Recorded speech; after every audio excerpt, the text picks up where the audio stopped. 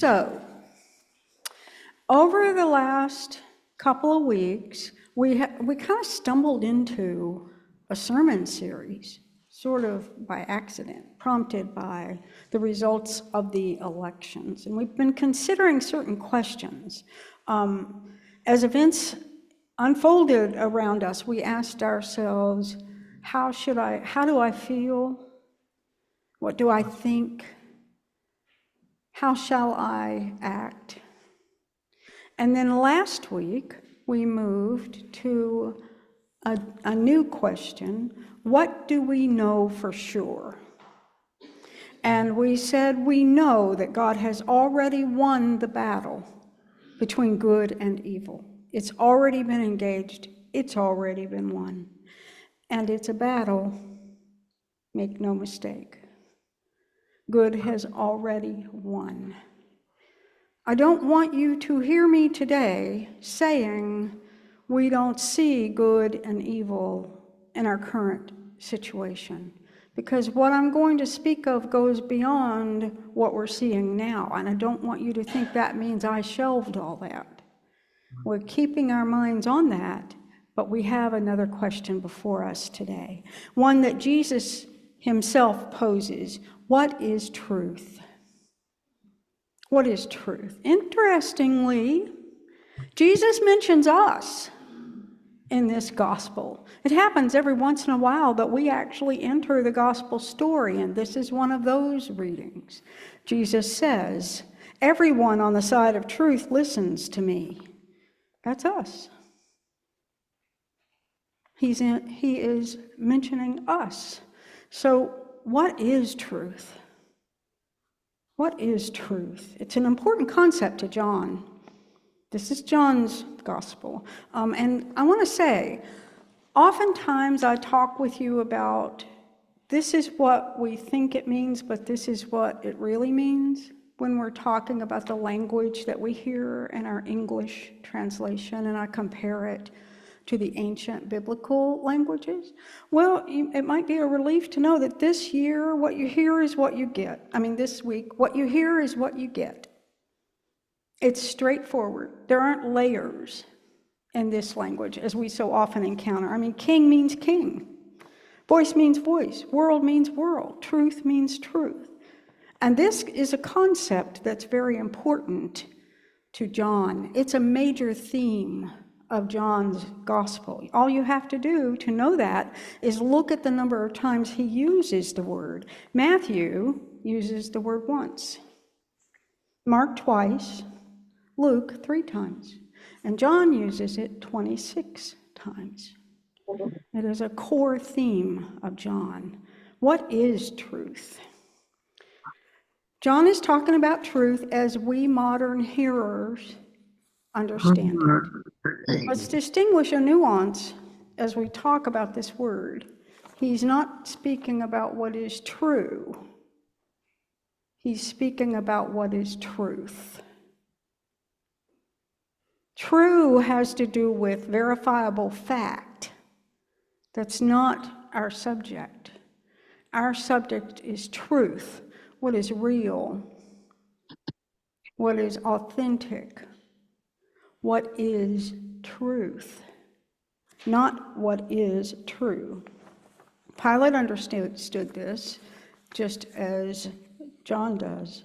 Now, Jesus' accuser brought him from the house of Caiaphas the high priest to the praetorium to be tried in front of Pilate. That's the scene we're hearing. It's the headquarters for Pilate himself. It included his residence, the military barracks, and an outdoor courtyard of judgment where people were tried.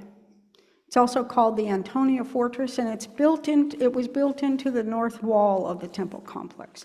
Pilate lived in Caesarea, but he came to Jerusalem during the Passover to make sure that peace was kept, because that was his job, keeping the peace, making sure Rome wasn't challenged.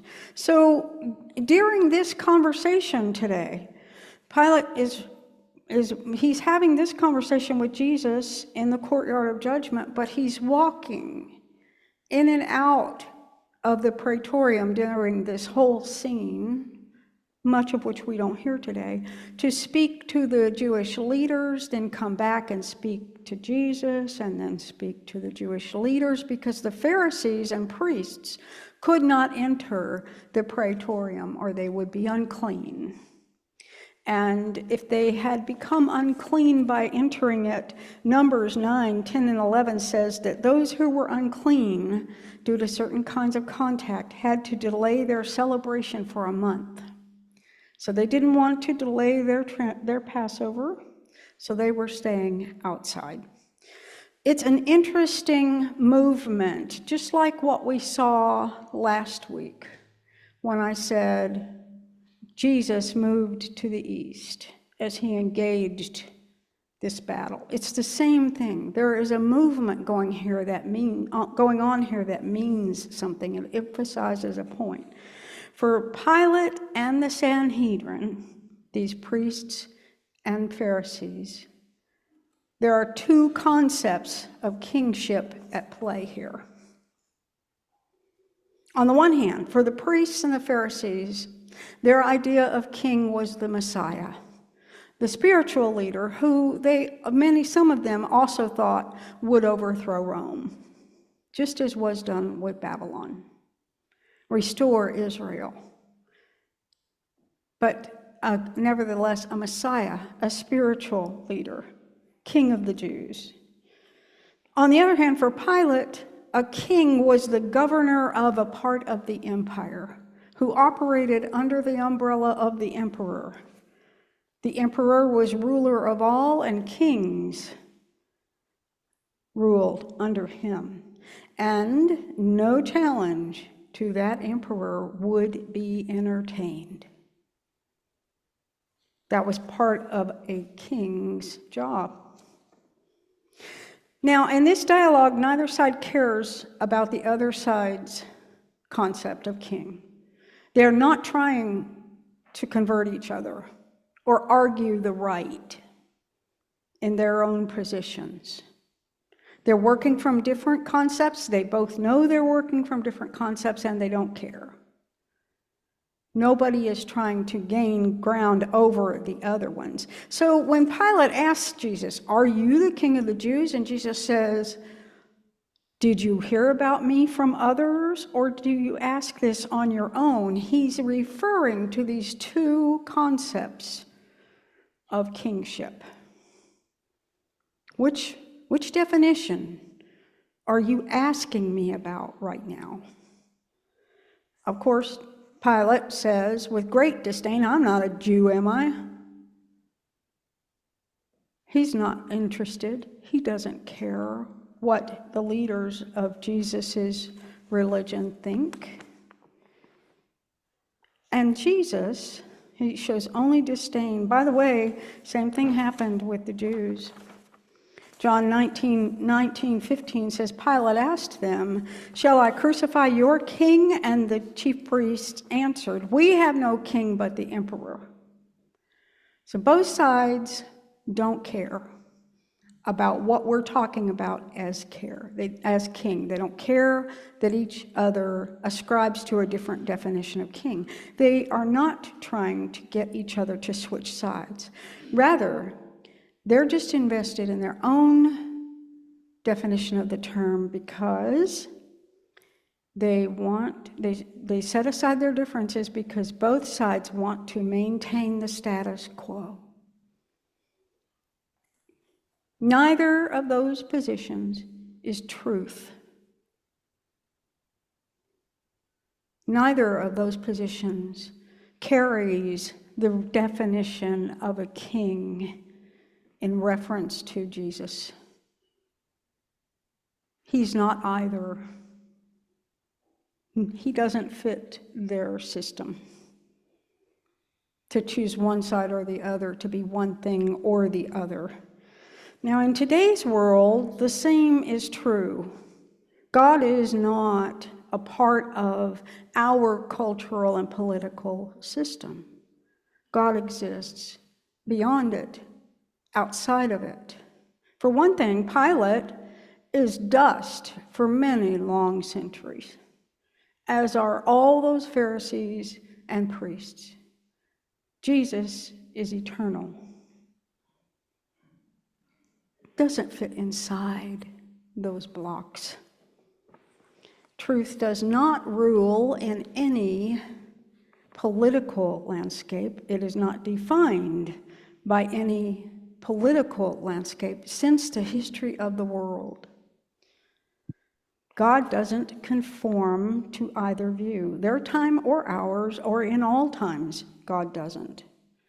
And now we get to the truth that John has Jesus express in this story. For this I was born, and for this I came into the world, to testify to the truth. Everyone who belongs to the truth listens to my voice. A third way. What is truth? We know it to be true, and we know it to be truth, that God truly is a God of love and grace who wills the blessings of creation in our lives. The truth encompasses everything. It's not a hierarchy. It's not a category or a definition. God encompasses both and more, so much more. God encompasses everything. And God, the God of love and grace, is creative. God is doing something different, something new, something never seen before. In this story of Jesus, Jesus is something new, something different, something never seen before. Isaiah 43:19 says, I am about to do a new thing. Now it springs forth. Do you not perceive it? I will make a way in the wilderness and rivers in the desert. Words for our hearts. Words for our hearts. And this time, trusting in this, listening to this, opens up a horizon for us, one that is full of new possibilities, of wonder, of joy. Things we can't conceive of now can come to be. Certainly, things we wouldn't predict. That's the truth. This is the truth that was so important in John's gospel. So what does that mean for us? We are followers of Jesus. We belong to the truth and listen to his voice. We are the people Jesus spoke of to Pilate. Isaiah also says, you have heard. Now see all this, and will you not declare it?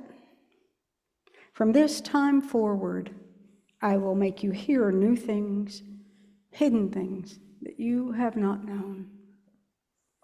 May this truth live in us more and more each day. Amen.